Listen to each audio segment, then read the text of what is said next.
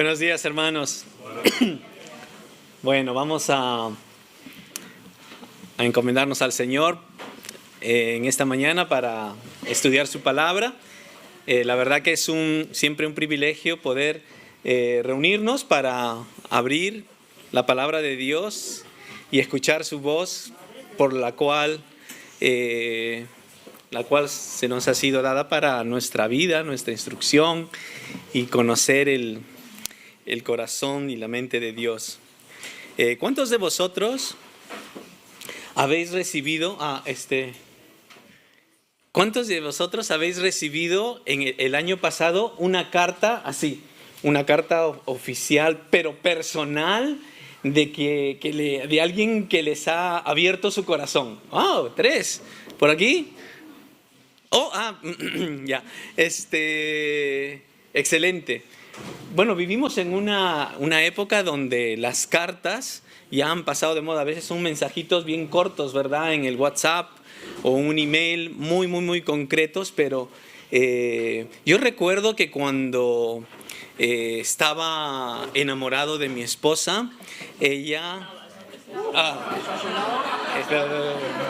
Paciencia.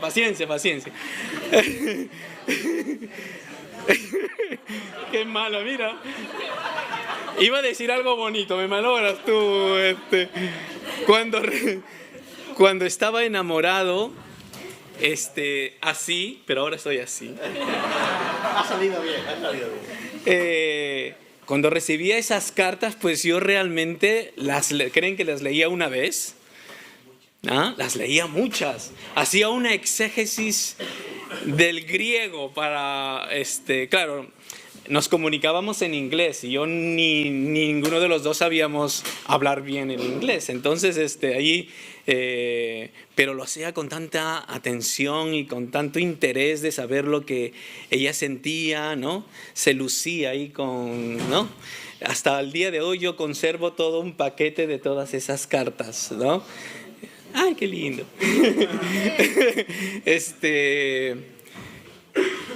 Cuando nos acercamos a la palabra de Dios y estudiamos las epístolas, debemos pensar de esa misma manera. Muchas veces he tenido la impresión que nosotros los cristianos, cuando leemos las epístolas del Nuevo Testamento, pensamos que son algo así como un curso de doctrina, de teología, que sí lo son, pero a veces perdemos ese toque de saber de que es una carta real, de un remitente real, en este caso el apóstol Pablo. Y también de destinatarios reales, en este caso la iglesia que se reunía en Colosas. ¿Y esto sí funciona? Tengo que prenderlo. Pequeño detalle. Ya, más o menos para ubicarnos en el mapa, ¿verdad? Aquí está Colosas. Y muy posiblemente Pablo estaba escribiendo desde Roma. Hay algunas otras teorías que lo escribió esta carta desde Éfeso, pero la mayoría de eruditos consideran que fue desde Roma. Y Tíquico fue el portador de esta carta, ¿no? Es bonito como el apóstol Pablo habla de Tíquico cuando manda esa carta. Dice: todo lo que a mí se refiere os lo hará saber Tíquico, amado hermano y fiel ministro y consiervo en el Señor, el cual he enviado a vosotros para que conozca lo que a vosotros se refiere y conforte vuestros corazones, ¿no? Es una carta y debemos verla como tal, ¿no? Es una carta donde se transmite sentimientos y también las profundidades de la mente y el corazón de Dios. Veamos como al estudiar, bueno, estamos empezando a estudiar esta carta y creo que como iglesia deberíamos ver así, que es una carta escrita no solo a Colosas, sino también a nosotros, los creyentes aquí en Salamanca. Y es mi oración que en esta mañana el Señor nos hable. El tema de este pasaje tiene que ver con la intercesión. El apóstol Pablo va a demostrar a través de esta oración que él está muy interesado en los colosenses. Él ha escuchado por Epáfras que la iglesia, aunque ha crecido y tiene cosas muy hermosas en amor entre ellos, están en peligro de algunas falsas doctrinas, falsas enseñanzas que se están impermeando en la mente y en la conducta de los creyentes en Colosas. Entonces Pablo escribe esta carta cuando estaba en prisión y demuestra realmente un amor y un interés por sus vidas. La intercesión es un tema que quizás los creyentes pasamos por alto muchas veces, ¿no? ¿Cuántos de nosotros oramos realmente de corazón por nuestros seres queridos, ¿no? Oramos por nuestros hijos, por nuestros padres, por nuestros amigos que están pasando dificultades, o cuando nuestros hijos viajan, ¿verdad? Como que nuestra vida de oración se incrementa cuando estamos lejos de nuestros seres queridos. Interceder por nuestros seres queridos. Esto es lo que el pasaje que vamos a dar lectura tiene que ver, la intercesión. Nunca me voy a olvidar de este siervo que se llama Jorge Verber. Él es el director de Operación Movilización, una organización misionera internacional que ha llevado el evangelio a una gran cantidad de naciones, incluso en países musulmanes. He tenido el privilegio de poder servir en uno de los barcos del cual pertenece a esa organización, y he visto cómo Dios usa a sus siervos comunes y corrientes para llevar el evangelio y tocar vidas. Pero Jorge Verber, cuando cuenta su testimonio, él era una persona que vivía la vida loca en su juventud. Él era un problema constante incluso en su colegio. Pero había una anciana, una mujer, que escuchó de él y comenzó a orar por él. Y cuando él cuenta su testimonio, dice que ella no oraba solamente para que Jorge se convirtiera al Señor, sino que oraba para que él llegase a ser un misionero y que vaya a todas las naciones a predicar el evangelio. O sea, Jorge Verber decía siempre, ella se estaba metiendo en mi futuro, en mi vida, yo no pero era así, una mujer. Dice que en los 3 primeros años que ella empezó a orar por él, su vida empezó a ir de mal en peor, se metía en más problemas, ¿no? Hasta que un día esta mujer le dejó, iba llevando folletitos por donde los jóvenes de la escuela pasaban, y él cogió un folleto y terminó yendo a una campaña evangelística de Billy Graham. Y ahí conoce al Señor, ¿no? Ella nunca desistió de orar por este joven. Y miren lo que Dios ha hecho con este joven, ¿no? Ha llevado, sin exagerar, a miles de misioneros a todo el mundo. En mis 2 años que trabajé en el barco he visto también a miles de personas llegando a los pies de Cristo. ¿Se imaginan en los 35 años de ministerio de los barcos y 50 y picos en todo el mundo lo que Dios ha hecho? Y todo porque una anciana mujer oraba por este joven. Entonces yo quiero, hermanos, que al leer este pasaje podamos nosotros anhelar, aprender de lo que Pablo tiene en su corazón para orar por los creyentes en Colosas. Vamos a dar lectura en Colosenses, capítulo 1, del 9 al 14. ¿Todos listos? Si no, pueden mirarlo en este lado los que no tienen.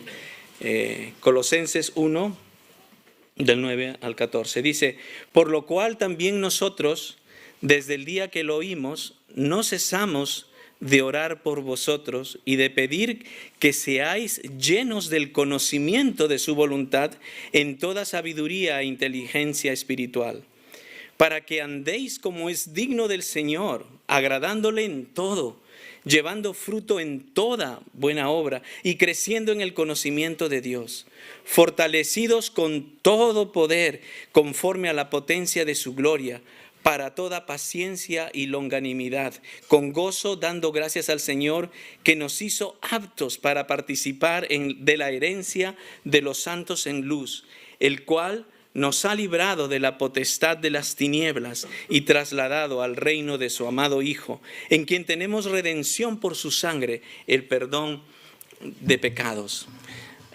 Aquí, en este lado, vemos el pasaje que hemos leído y en el otro lado está el pasaje que vimos la semana pasada.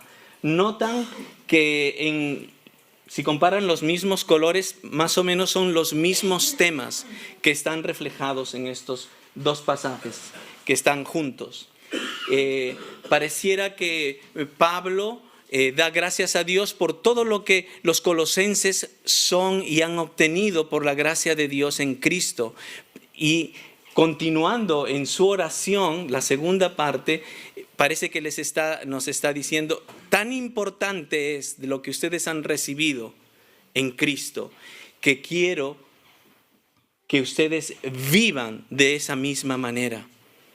¿Ok? Toda la carta a los colosenses está impregnada por estos temas que vemos aquí. Llevar fruto, crecer en el conocimiento de Dios, ser agradecidos, la herencia de los santos en luz, etcétera, etcétera. ¿Qué podemos entonces aprender de la intercesión de Pablo?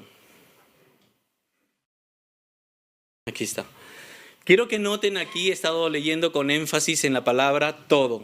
Han notado eso, ¿verdad? En este pasaje vemos prácticamente, yo diría hasta una más podría agregar aquí, no cesamos, es decir, algo constante, total, ¿no?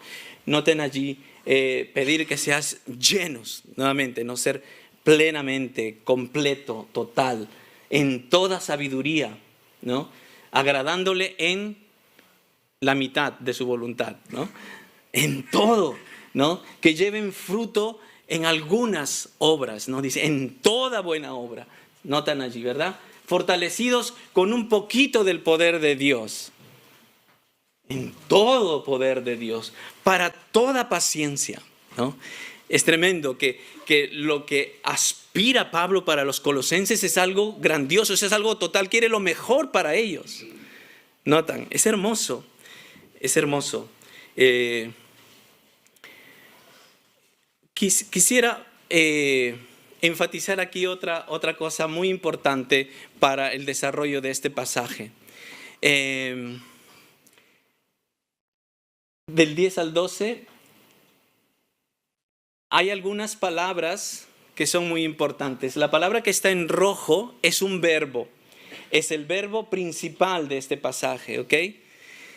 En el idioma original, el verbo se diferencia de las cuatro palabras que vemos en verde. Se diferencian en la manera como se escriben. En el idioma original se llaman participios, no como en el español. Yo sé que aquí hay personas que saben gramática muy bien. Pero en el idioma original esas palabras se llaman participios que quieren decir que son verbos, pero que al mismo tiempo son adjetivos, que califican o que dan características al verbo principal. ¿Me dejo entender? Es decir, cuando leemos este pasaje, estamos diciendo esto: para que andéis como es digno del Señor, agradándole en todo, llevando una característica, ¿no? ¿Cómo quiere que andemos? Llevando frutos. Andéis como es digno del Señor, creciendo en el conocimiento de Dios. Andéis como es digno del Señor, fortalecidos con todo poder. Andéis como es digno del Señor, dando gracias al Padre. ¿no? Así es como deberíamos leer este pasaje. Entonces vamos a ver punto por punto cuál es el propósito de la oración de Pablo, para que andéis como es digno del Señor, agradándole todo. Eso es lo que quiere Pablo, no que crezcan solamente en un mero conocimiento intelectual, ¿no? Sino que vivan, pongan en práctica. La palabra andéis tiene que ver con vivir. Que vivamos de una manera que honre, que dignifique a nuestro Señor, agradándole en todo. Entonces, ahí vemos, ¿no? Esas 4 características del propósito de la oración. Vamos a ver brevemente cada cosa.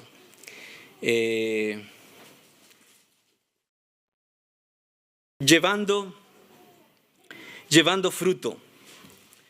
La expresión llevar frutos en el Nuevo Testamento tiene que ver con crecer por la evangelización. En el versículo 6 se nos ha dicho que el evangelio ha llevado fruto entre los creyentes en Colosas, que hay muchos nuevos creyentes, está creciendo la iglesia. Pero también en el Nuevo Testamento la palabra llevar fruto tiene que ver con madurar espiritualmente, que nuestro carácter, que es muchas veces imperfecto, pues logre llegar a ser como Cristo, que muestre el carácter de Cristo. Pablo quiere entonces que llevemos fruto espiritualmente, que crezcamos espiritualmente. Muchas veces nosotros pintamos algo que no somos en realidad, ¿no? Para las apariencias. Nos esforzamos humanamente con nuestros propios esfuerzos en querer ser buenas personas que agraden a los demás. Sin embargo, nos damos cuenta que nos falta un poder que va más allá de nuestras propias fuerzas. John Stott solía decir de que los cristianos no debemos ser como el árbol de Navidad, ¿no? El árbol de Navidad, por supuesto, ahí les ponemos adornos, son para adornos solamente, no los comemos, no vale nada, es para las apariencias, ¿cierto? Lo que decía Stott era que debemos ser realmente árboles frutales, ¿no? De esos naranjos que son tan deliciosos aquí en España, ¿verdad? Que llevemos, que se alimenten, que esos frutos se alimenten de la savia que viene desde las raíces. La Biblia nos dice que Jesucristo es la vid verdadera. Él dice, yo soy la vid verdadera, vosotros sois los racimos, los pámpanos, ¿no? Vosotros no podéis llevar fruto, al menos que permanezcan en mí. Y nosotros solamente podemos llevar frutos si permanecemos en Cristo. Y eso es lo que Pablo ora por los colosenses, que ellos permanezcan en Cristo y lleven fruto, el carácter mismo de Cristo en su vida.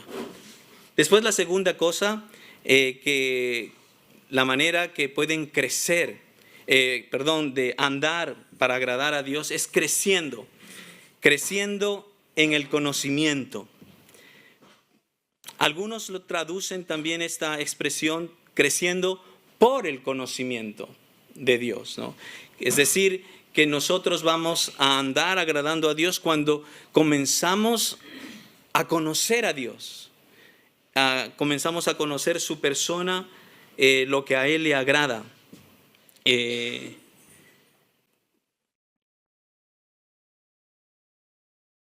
Conocer a Dios es una actividad que demanda esfuerzo, hermanos, que demanda estudio, lectura, hacer preguntas, investigar, etcétera, etcétera.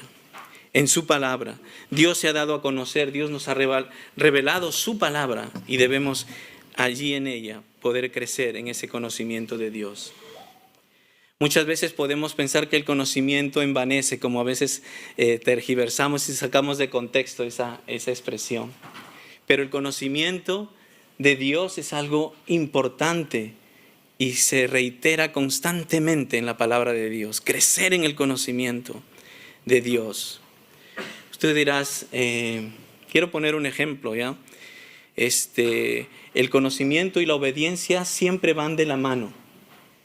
Dicen, no, pero yo obedezco, pero yo sé. No, no, no, no, no es así. Las dos cosas son importantes, conocer y obedecer. Imagínate que desde este púlpito comenzamos a enseñar lo que en algunas sectas se enseña en el mundo. Decir, si tú tienes fe lo suficientemente fuerte en Dios, Dios te va a sanar cada vez que tú te vas a enfermar.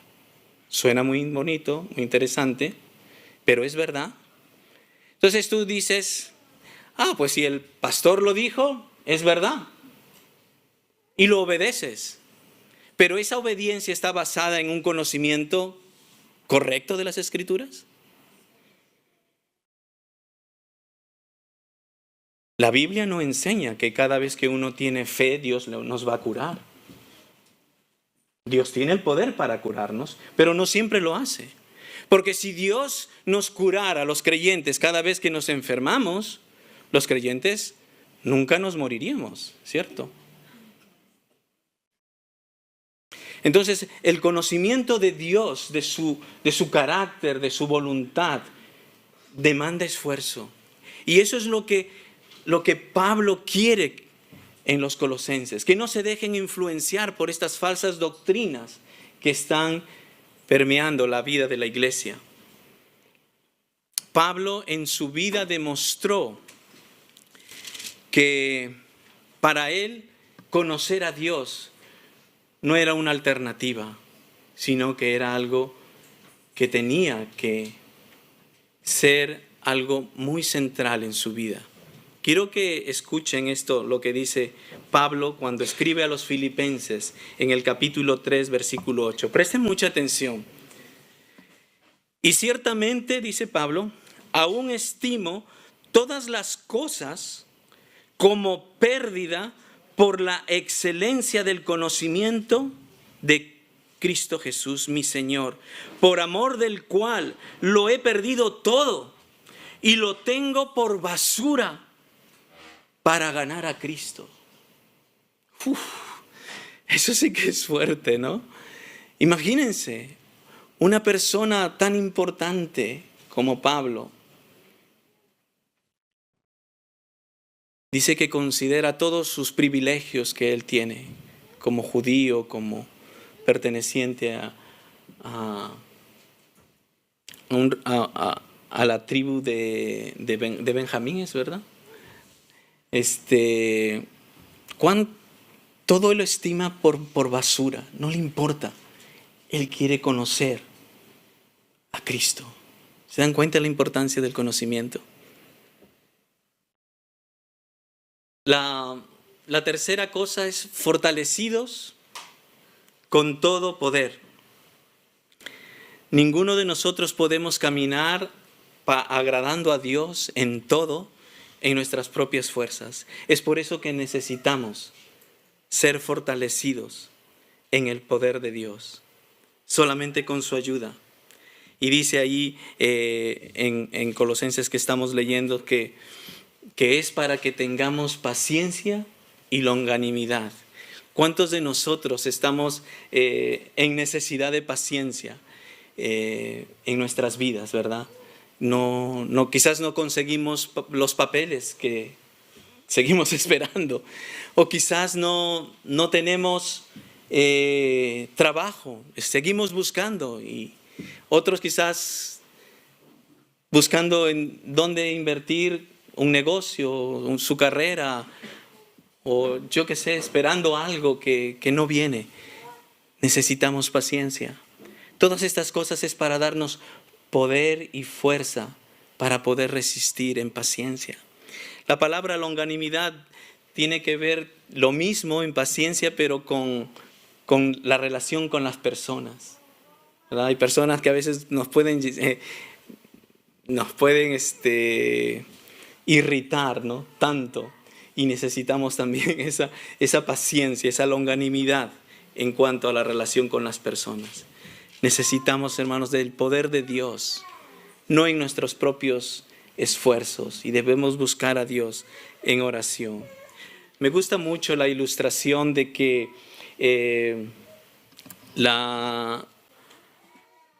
cualquier objeto, vamos a poner un avión, es tan pesado que, o sea, que no puede elevarse, ¿no? ¿Me entiendes? Hay una fuerza, la fuerza de la gravedad que hace que las cosas caigan y que estén abajo, ¿verdad? Es imposible por sus propias que el avión se levante, alce vuelo. Solamente por una fuerza superior a la gravedad es que puede elevarse y volar. Y esto es la ley o la fuerza de la aerodinámica.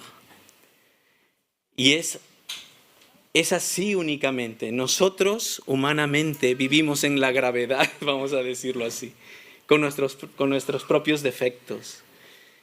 Pero necesitamos una fuerza superior que habita en nosotros, que es Dios mismo, y que debemos encomendarnos a Él y pedir de su fuerza para vivir y resistir con paciencia y longanimidad las pruebas de la vida. Dando gracias con gozo. ¿Por qué Pablo ora que los colosenses sean agradecidos a Dios?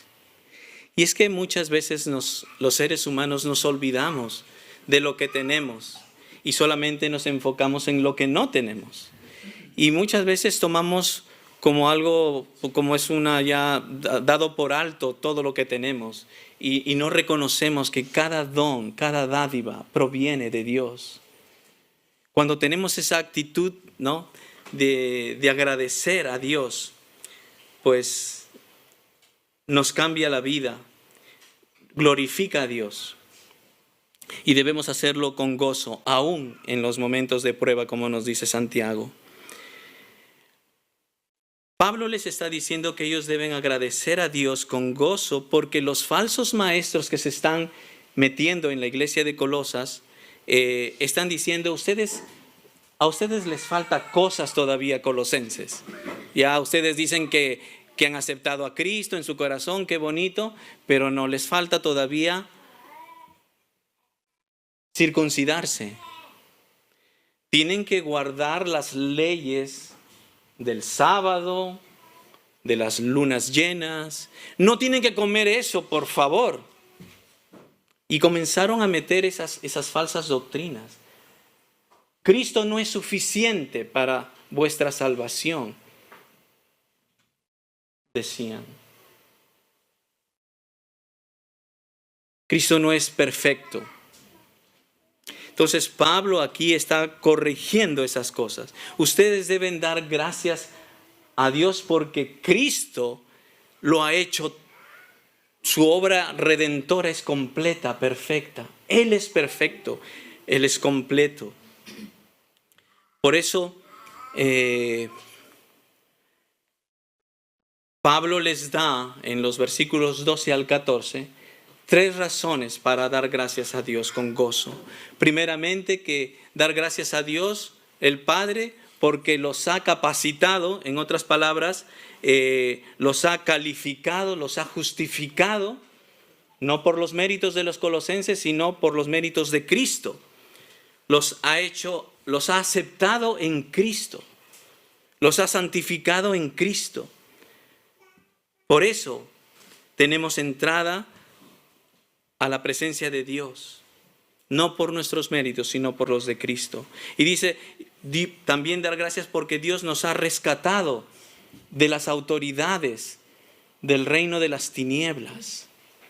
¿Cuántos somos conscientes que vivimos en un reino gobernado por Satanás?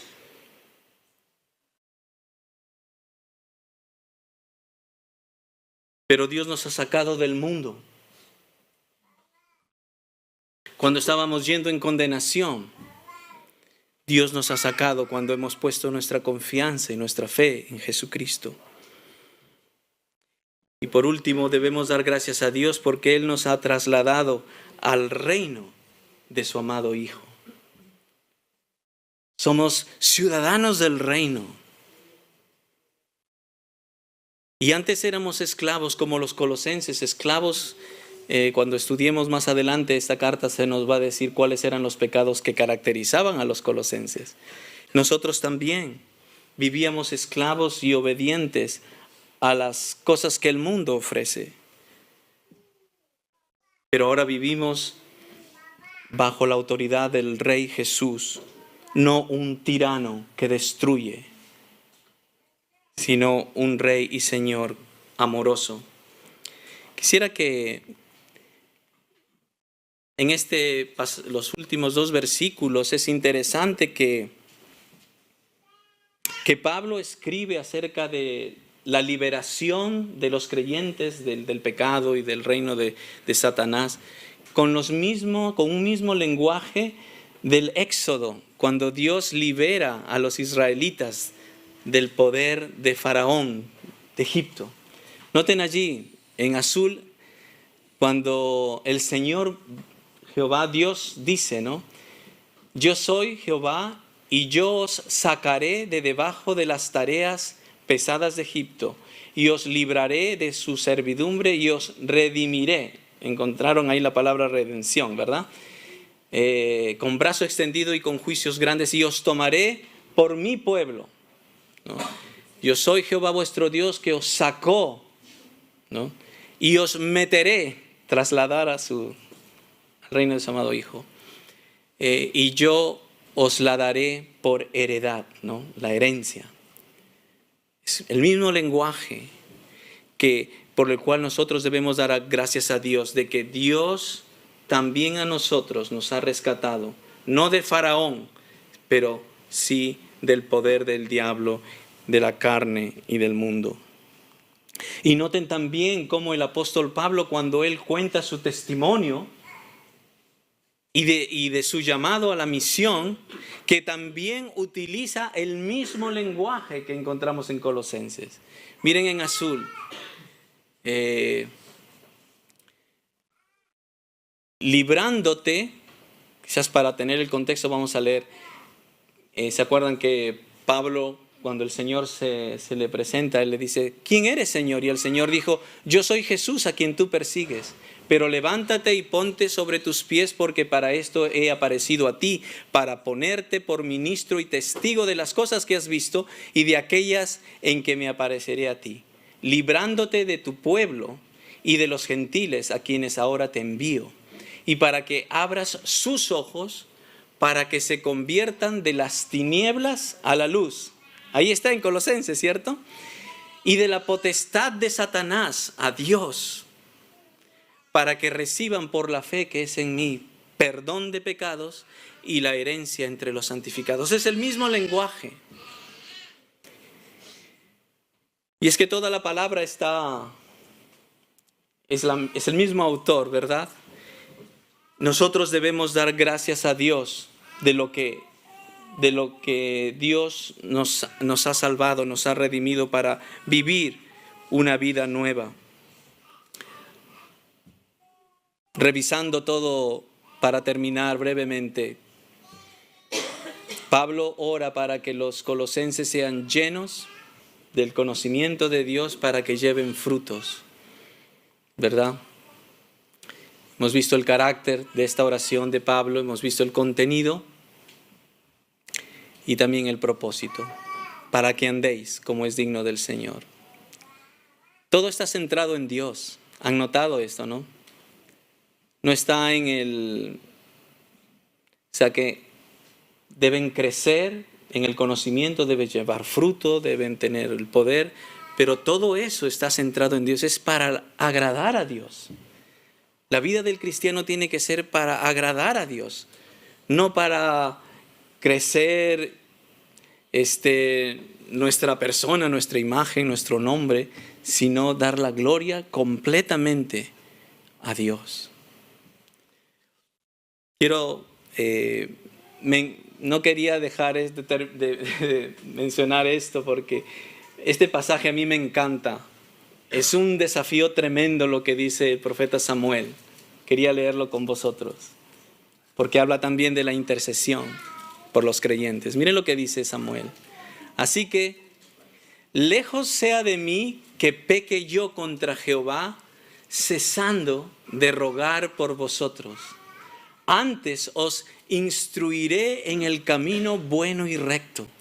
Solamente temed a Jehová y servidle de verdad con todo vuestro corazón, pues considerad cuán grandes cosas ha hecho por vosotros. Eso es lo que Dios quiere. Es un gran desafío también de interceder por otros. Hermanos, ¿cuántos de nosotros queremos mejorar nuestra vida de interceder por los demás? Muchas veces oramos cuando nuestros amados están ya en peligro. Señor, sácales de esta situación, o Señor, cúrales. Pero aquí Pablo es como que nos está mostrando un modelo de oración que previene que los creyentes se metan en problemas, ¿no?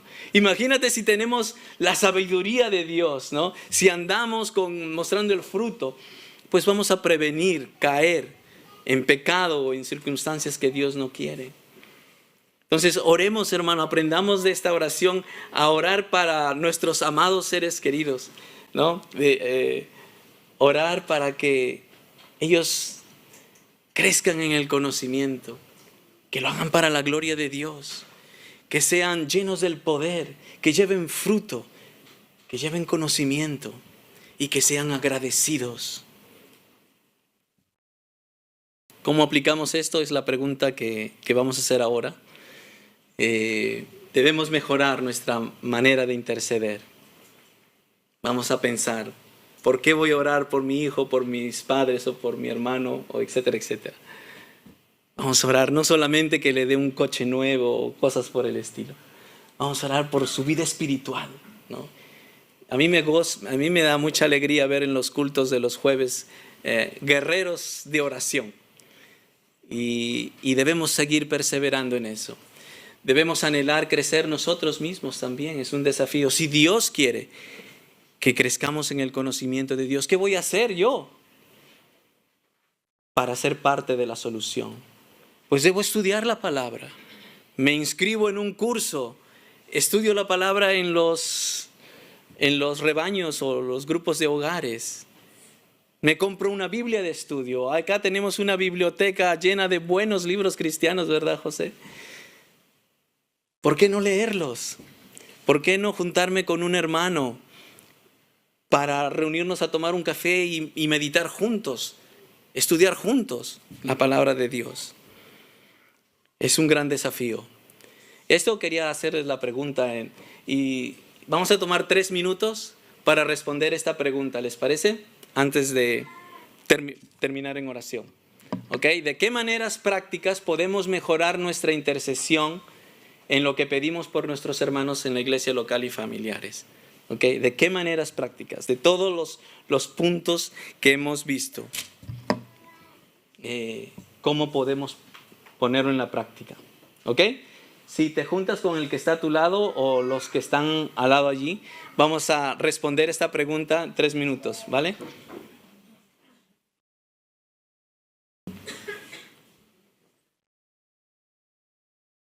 Ahí les dejo.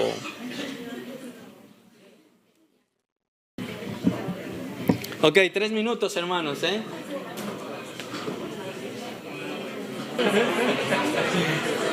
Bueno, hermanos, a ver. Muy bien, muchas gracias por vuestra atención y también por... ¿Quiere alguien decir algo, una pregunta o algo que se ha hablado que quisiera compartir con todos? A ver, con toda libertad. ¿Alguien? Tan vergonzosos, dice. No, pero Antonio quiere compartir algo. Sí, lo que estabas hablando ahora. Yo lo puedo compartir. Sí. Estábamos mencionando que efectivamente la intercesión a veces nosotros lo dejamos en una parte, y en la parte que nos toca más humana. Tengo esta necesidad, se me ha roto el coche, tengo la necesidad del coche, o tengo la necesidad de la casa, o tengo la necesidad del trabajo, de la salud. Y es correcto, vemos como Pablo en muchos momentos oraba así, pero las grandes oraciones de Pablo van dirigidas al concepto espiritual, a nuestra vida espiritual, ¿no? De qué manera Pablo oraba por todas las iglesias para que creciera en el conocimiento, para la relación con Dios, para el amor entre los hermanos. Y creo que nosotros a veces cojeamos, solo oramos por una parte física, pero tenemos que aprender a orar por esa parte espiritual en cuanto a la relación que todos tenemos con Dios, ¿no? Excelente, muchas gracias, hermano. Gracias. Señor bendiga.